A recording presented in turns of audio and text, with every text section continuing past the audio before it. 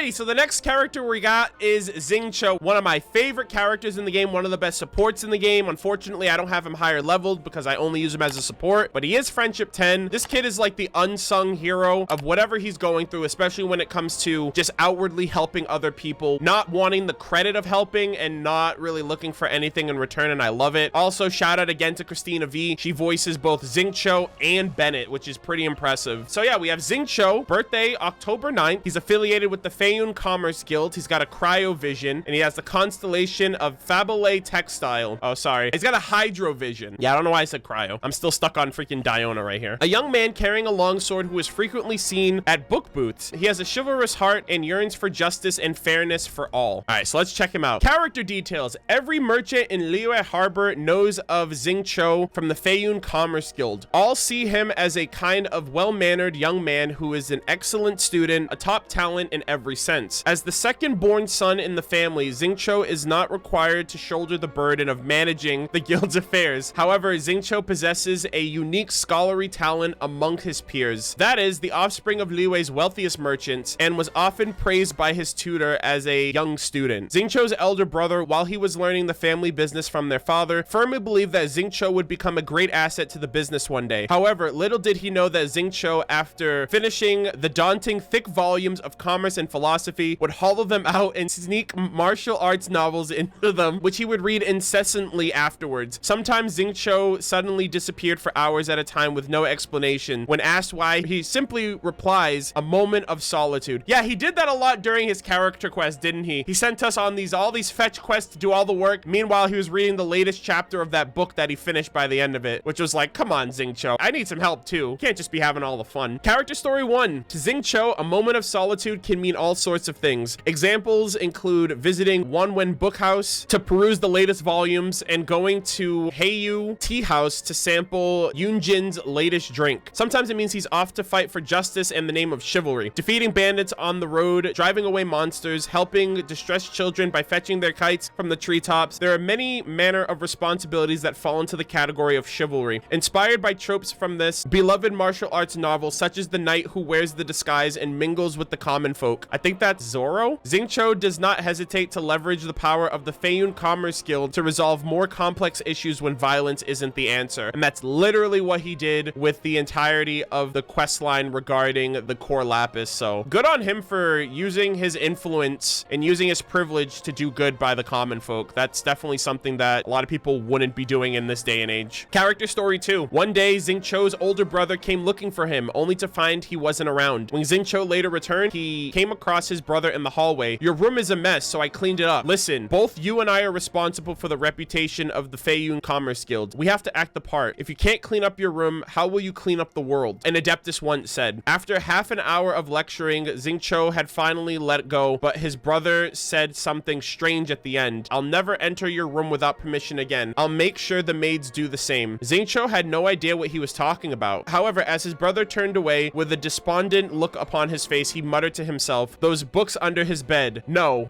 I shouldn't go looking at what kind of books they are." Xingqiu is growing up after all. Oh my god. Don't want to be lecturing him all the time. Puberty, perhaps. Afterwards, even Xingqiu found it odd, expecting that one of the maids would have something to say about the stash of martial arts novels under his bed.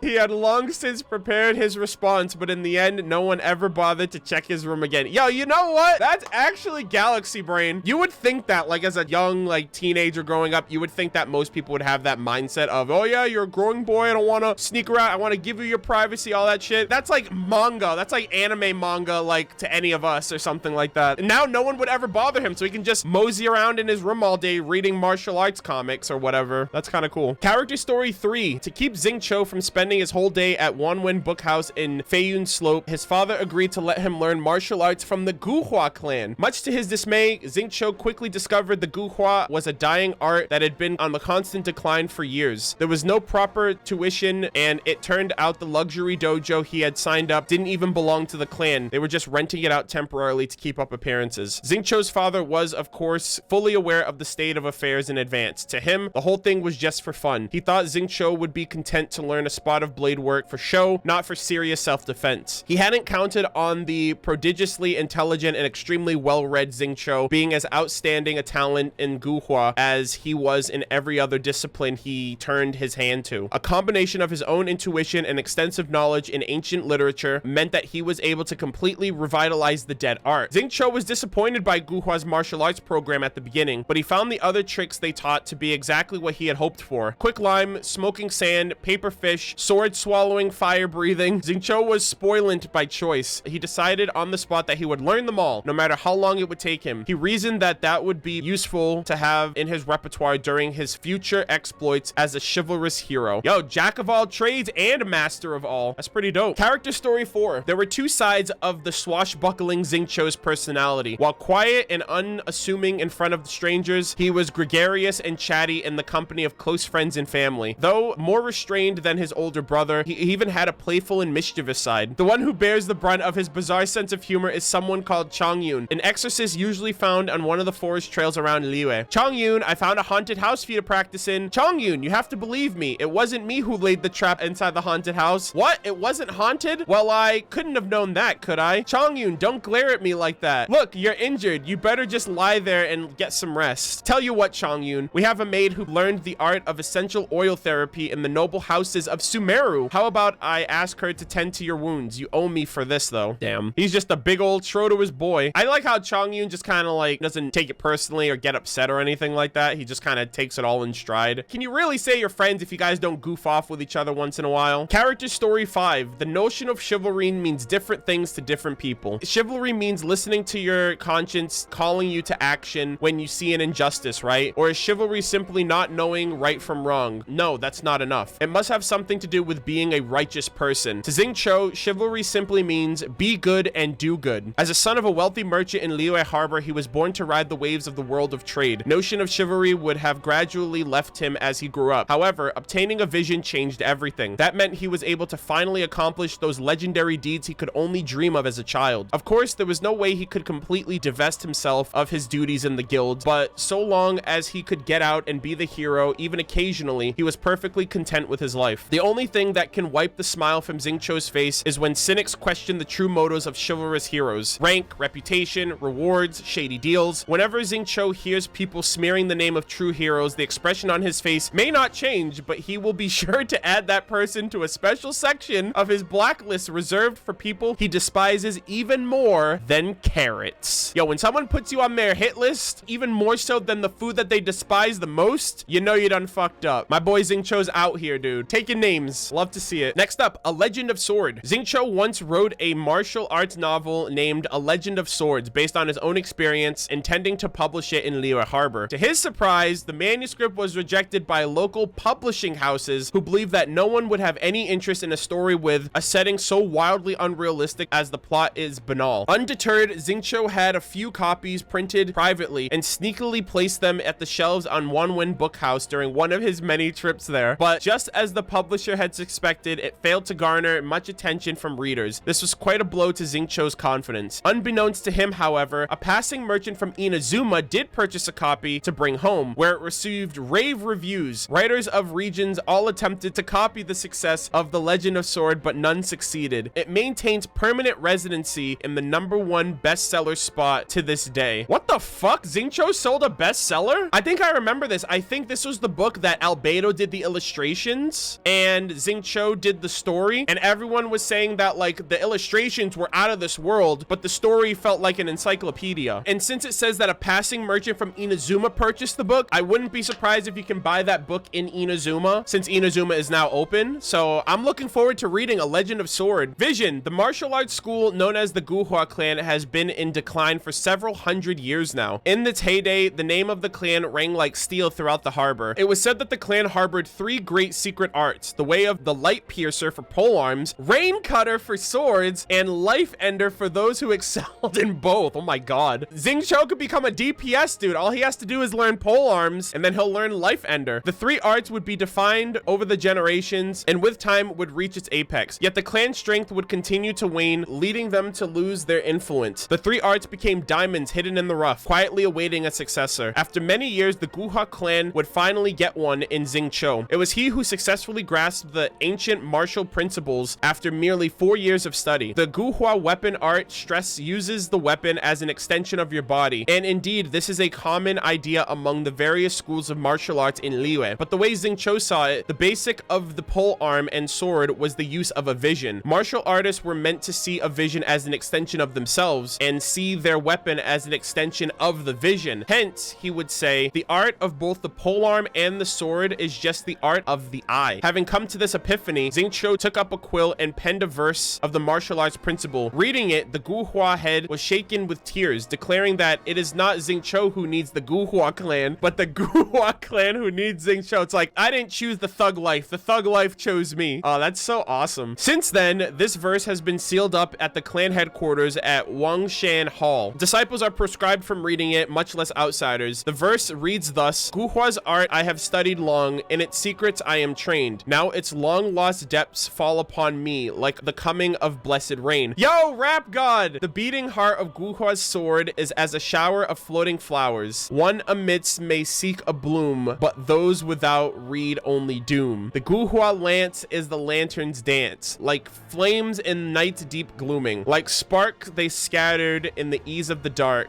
then join like the daybreak looming. They say the sword is as your arm. I say its glint is the beholder's eye, a light like the bright dawn coming. Those who wander are burdened not. Freely they cut rain, and in lighting they pierce light. Like a shaking snake, they cannot be subdued. In the right eye the blade, in the other the spear. This text should have been freed for all to read. The only reason it was sealed is the dreadful handwriting. Interesting. Xingqiu just knows the way of the Guhua better than the Guhua know the way of the Guhua. That was absolute bars, that entire last like couple verses. That's pretty crazy. He wants to be like this writer rather. I think he definitely has what it takes. He just needs to make it less text-basy and also work on his handwriting. The collaboration with Yanfei for her to be a rapper, that would be absolutely insane. Along with, what's her name? Hu Tao. She does poems as well. Xingqiu, at your service, my liege. I humbly trust that even one such as I, a mere bookworm, may yet prove to be of some utility under your wise leadership. Nice. I don't often get a chance to speak with such formality. It felt pretty good. I was gonna say, that was incredibly formal, that entire thing, and then he just broke. He was like, all right, I'm done with that. 'Twas on a deserted moonlit night that the hero approached the vile dragon's limpid lair. I never embark on a journey without a good book to accompany me. Idle discussions. Now, this is what I call a moment of solitude. Oh my goodness. Oh my gosh. Wow. Huh? All will be revealed in the next volume? Oh, drat. New book. If my calculations are correct, Wanwen Bookhouse is due to receive a batch of new releases today. Might we add a small detour to our adventure? All right, when it rains. My family makes ornate umbrellas that block neither rain nor shine. Ooh. Their sole purpose is for decoration upon a wall. Oh, okay. Good. The rain has stopped. Any longer, my books would have gotten wet. Only when it snows like this would I prefer to be at home than in a bookstore. For there is a well-stocked fireplace at home, while there is no fire allowed in bookstores. Ah, interesting. Great weather for practicing martial arts, but perfect weather for reading. Hey, what's that ridiculous look for?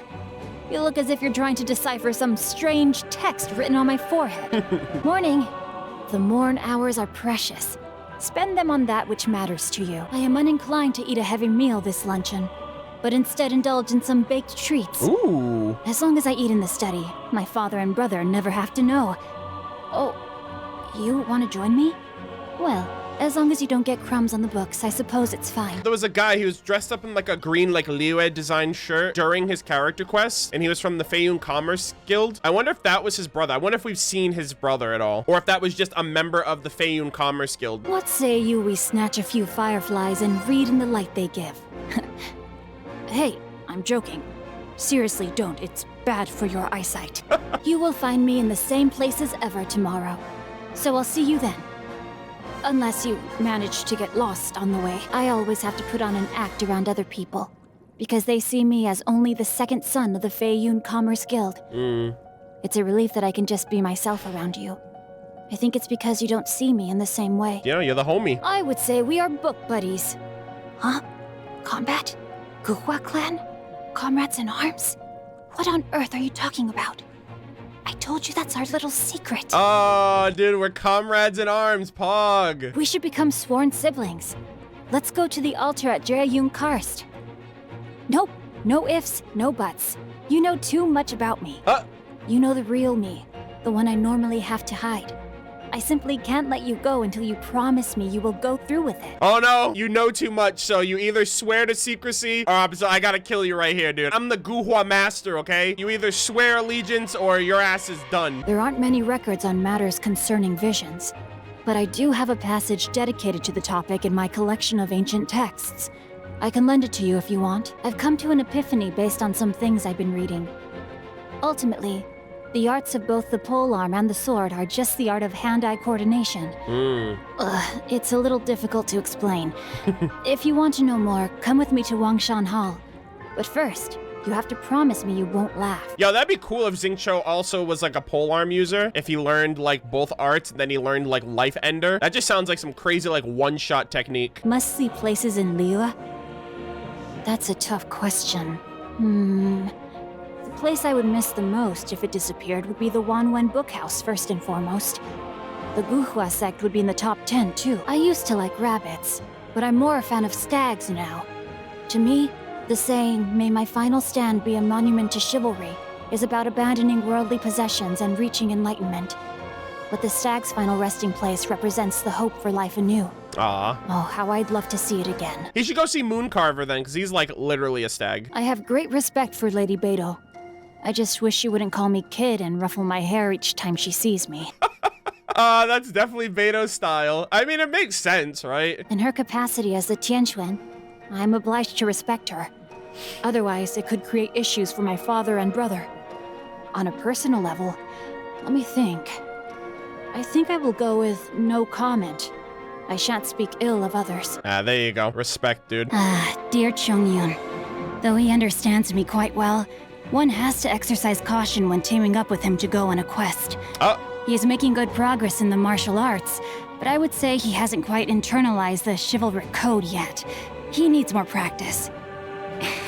Especially at eating spicy food. Yo, shouts out at my boy Chongyun. Love him. Ooh, Yunjin, who's this? Is a new character? When Yunjin drinks a beverage she is fond of, she will be inspired to write a new play. So, I keep a jar of tea leaves under my bed at all times, ready to deliver to her on the day that her inspiration dries up. This way, I shall never run out of heroic tales to listen to. I think it was this character that I was reading. It was on one of the billboards in Liyue. That's like another performer, kind of like Xinyan, Barbara, you know, characters that perform with music and stuff like that. Huh. All right, so we got Hu Tao. Yes. The young lady who is now the master of the Wangshen funeral parlor. If you're asking what I think about her as a person, well, there are all sorts of rumors about the way she works. But I think if you really want to understand someone, you need to find out what they are really after. True. I've always thought there is more to Chi-Chi than meets the eye. But it's impossible to have a conversation with her when Baiju's around. We could wait till Baiju makes a home call to one of his other patients and corner her. Let's not do that. We don't gotta corner the poor girl. Come on now. When you first spot Xiangling out and about, the first thing you should do is check the look on her face. Especially when she's just coming back from collecting new ingredients. The more excited she looks, the more dangerous it is to approach. Because if she sees you, she'll force you to taste test her latest concoction. I usually get Chongyun to handle these situations. That's not nice. Hey, come on now. Where does Xinyan perform? Anywhere from Churro Rock to Yujing Terrace. No spot is untouched by her disruptive presence. A quiet day when I can curl up with a good book is a rare treasure indeed. That rowdy, loud music those kids are listening to. Albedo! I've thought of all the illustrations I want for each major event in the next 3 volumes. I should write my thoughts down before I forget them, and send them to Mr. Prince. Yeah, so they have a collaboration going on with the book, I guess, that he's writing. My father and brother entertained that gentleman as a guest once. Ooh. From the way they were acting, he must be a very high-profile figure indeed. I also heard that he directs funerals for the Adepti, so he must surely have great depth to his character. We should do some digging and see what we can find out about him. The god of your region. You're welcome. Are you keeping well, my liege? If you have no other matters to attend to, might I recommend a trip to the Wanwen Bookhouse? You ask why I enjoy reading in solitude? Studiousness can hardly be considered a bad habit. There's not much more to it than that. Really. I like being alone sometimes too. There's nothing wrong with that. Your schedule is free today? Wonderful. I am ready to leave whenever you are. My book? Oh, never mind that. I can always pick up where I left off when I get back. Aw. But those in distress who need our assistance cannot afford to wait. Man of the people. You love to see it. You feel inspired, you say? You want to write a martial arts detective novel based on our adventures together? And you want to call it The Chronicles of Wanwen? It's a good idea, it really is. But I'll have to decline. Aw. I'm sorry. Yes, really. Damn. Could have been another bestseller. You'll never know. A weaver of verses who draws from an ocean of expression. That's the reputation I aspire to. But you're the only person I can share that with. I am actually writing a novel, but I can't let you see it. Not yet. The time will come, though. You'll be able to read it when it's on sale in bookstores all over Liyue. Hopefully this one does better than the last one. Evidently, my hobby is reading. I'll read anything and everything. What's that mischievous grin for? Oh, that's between the two of us, okay? It's not appropriate to discuss it out loud. There's no point in bringing it up anyway. I can hear a little bit of Bennett when you listen hard enough. You know, they're voiced by Christina. What annoys me? Well, one day my brother will inherit the family business. What will happen to me then? I fear my current carefree existence would... Oh, no. It's not about my status or anything like that. Oh. I don't care for that kind of thing. I think my brother is something of a simpleton, and I would probably end up having to do most of his job for him. True. When the first son becomes the leader, he's gonna be the underling. Damn. I like baked goods and US-style seafood. Probably because I'm used to quite a bland diet at home. It's okay. I hate carrots. When I was young, my mother would mash them up into... Ugh, I can't go on. Just thinking about it makes me feel sick. I don't mind carrots. I like steamed carrots. Steamed carrots are really good, actually. The crystal shrimp is the dish that eventually becomes Xingqiu's specialty. And yeah, it says, did he throw the carrots out by any chance? Because he doesn't like carrots. That's actually so spot on, dude. It's that attention to detail that makes me like really appreciate this game. Like the writing of the game. Were it not for my capability, the cause that so inspires me would remain confined to the pages that extol its virtues. Had I no moral compass, my efforts would have been misguided, doomed to grasp at shadows while missing the substance. I would have become a Philistine that seeks only violence. That's fucking badass, dude. He has such a way with words. No wonder he's a freaking bestseller. There is a cause that I seek to champion, yet few in Liyue share my aspiration. This I have known for a long time, for it is a path I have walked for many years. In a nutshell, Xingqiu, one of my favorite characters. I think when I actually go to Inazuma, unless I'm doing stuff that depends on friendship experience, I think I'm gonna run Xingqiu in my party with Ayaka. I might actually be seeing Xingqiu relatively soon again, because I haven't really used him since getting him to Friendship 10. He's like one of my favorite supports in the game. I loved his character quest. It was so unexpected that we did that before jumping into like the Liyue storyline. I love him. I love what he stands for. I love the level of honor and the level of like chivalric duty that he feels is necessary because he's in a position of privilege. He's in a position of power and influence to help people less fortunate, or at least to be able to turn the tide in the fairness of the common folk. And then on top of that, he doesn't expect anything in return. That's the thing I love the most. The fact that he gave that guy his entire book collection back, paid him back like 10 times over the money he had, left his little bookmark when he returned the book. And it was just kind of like, yeah, it was me. That's all I wanted you to know. Love Xingqiu. Absolutely one of the best characters in Genshin. Loved reading this about him.